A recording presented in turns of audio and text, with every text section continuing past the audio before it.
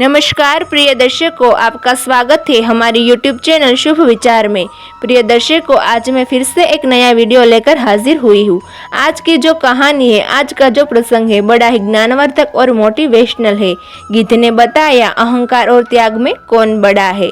कहानी शुरू करने से पहले अगर प्रिय दर्शकों आप हमारे चैनल पे पहली बार आए हैं तो चैनल को सब्सक्राइब करें, बेल आइकन ऑन करें और अच्छे कमेंट किया करें ताकि आने वाले वीडियो का नोटिफिकेशन सबसे पहले आपको मिले। प्रिय दर्शकों, आप उसका फायदा उठा सके। तो शुरू करते हैं ये प्यारी सी कहानी, प्यारा सा वीडियो। गिद्ध कहता है, बहुत समय पहले एक राज्य में राजकुमारी रत्नावती रहती थी। वह अनुपम सुंदर थी, लेकिन उसका हृदय कठोर और अहंकार से भरा था। उसे लगता था कि केवल राजा महाराजा का पुत्र ही उसके योग्य है। दरबार में राजा बैठे हैं, कई राजकुमार राजकुमारी का हाथ मांगने आते हैं, लेकिन वह सभी को अपमानित कर देती है। तभी एक पहला राजकुमार आता है और कहता है, राजकुमारी क्या आप मेरी रानी बनोगी? तब राजकुमारी हंसते हुए कहती है, तुम्हारी तो मूछें भी पूरी नहीं आई है और तुम मेरे लिए योग्य बनने चले हो। सभी दरबार में हंसने लगते हैं। अगला राजकुमार आता है, राजकुमारी मैं आपके लिए पूरे राज्य की दौलत ला सकता हूँ। राजकुमारी कहती है, राजा बनने से पहले ही दौलत की बात कर रहे हो, बेकार हो। राजा चिंतित हो जाते हैं और कहते हैं, रत्नावती यह घमंड अच्छा नहीं है। अगर तुमने किसी को नहीं चुना तो मैं तुम्हारी शादी पहले दरवाजे से आने वाले किसी भी व्यक्ति से कर दूंगा। राजकुमारी हंसने लगती है और कहती है, कोई राजा ही दरवाजे से आएगा। अचानक महल के दरवाजे से एक गरीब भिखारी अंदर आता है। उसके कपड़े फटे हुए थे, हाथ में कटोरा था।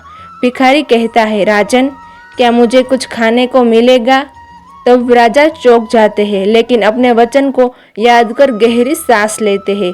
राजा कहते हैं, रत्नावती यह पहला व्यक्ति है जो दरवाजे से आया है, अब तुम्हें इसे विवाह करना होगा। राजकुमारी का चेहरा पीला पड़ जाता है, वह गुस्से में चिल्लाती है, लेकिन राजा का फैसला अंतिम होता है। शादी के बाद राजकुमारी रोती हुई भिखारी के साथ जंगल में एक झोपड़ी में आ जाती है। राजकुमारी कहती है, यह क्या जीवन है, मैं महलों में रहने वाली थी और अब झोपड़ी में। भिखारी बिना कुछ कहे मेहनत करने निकल जाता है। वह जंगल में लकड़ियाँ लाता है, मेहनत करके पैसे कमाता है। धीरे धीरे वह अपनी पत्नी के लिए अच्छा भोजन लाने लगता है। एक दिन राजकुमारी बीमार पड़ जाती है। भिखारी रात भर उसकी सेवा करता है, खाना भी खिलाता है। तभी राजकुमारी आश्चर्यचकित होकर कहती है, मैंने तुम्हें कभी सम्मान नहीं दिया, फिर भी तुम मेरी इतनी परवाह करते हो। भिखारी मुस्कुराकर बोला, प्रेम में स्वार्थ नहीं होता रत्नावती। राजकुमारी को पहली बार सच्चे प्रेम का एहसास होता है। वह अपने घमंड को त्याग देती है।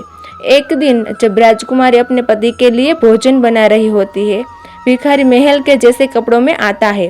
राजकुमारी उसे देखकर हैरान हो जाती है और कहती है, तुम यह क्या हो? भिखारी मुस्कुराता है और अपने वस्त्र बदलता है। वह अब एक राजकुमार की तरह दिखता होता है। मैं असल में पड़ोसी राज्य का राजकुमार विक्रम हूँ। भिखारी कहता है, मैंने सुना था कि तुम बड़ी ही अहंकारी हो, इसलिए मैं तुम्हारे सच्चे हृदय को परखने आया था। राजकुमारी की आंखों में आंसू आ जाते हैं। वह दौड़कर राजकुमार के गले लग जाती है।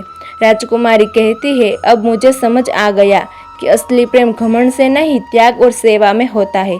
दोनों एक दूसरे को देखकर मुस्कुराते हैं। महल में दोनों का भव्य स्वागत किया जाता है। एक अहंकारी राजकुमारी की कहानी से हमें 3 महत्वपूर्ण बातें सिखाती है। पहली, अहंकार का नाश निश्चित है। यदि कोई व्यक्ति अपने घमंड में चूर रहता है और दूसरों का अपमान करता है, वो अंततः उसे अपने अहंकार का परिणाम भुगतना ही पड़ता है। दूसरा, सच्ची सुंदरता और मूल्य विनम्रता में है।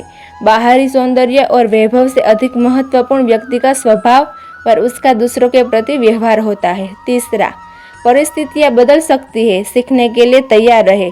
समय हमेशा एक जैसा नहीं रहता और कठिनाइयों से हमें सीख कर खुद को बेहतर बनाने का मौका मिलता है।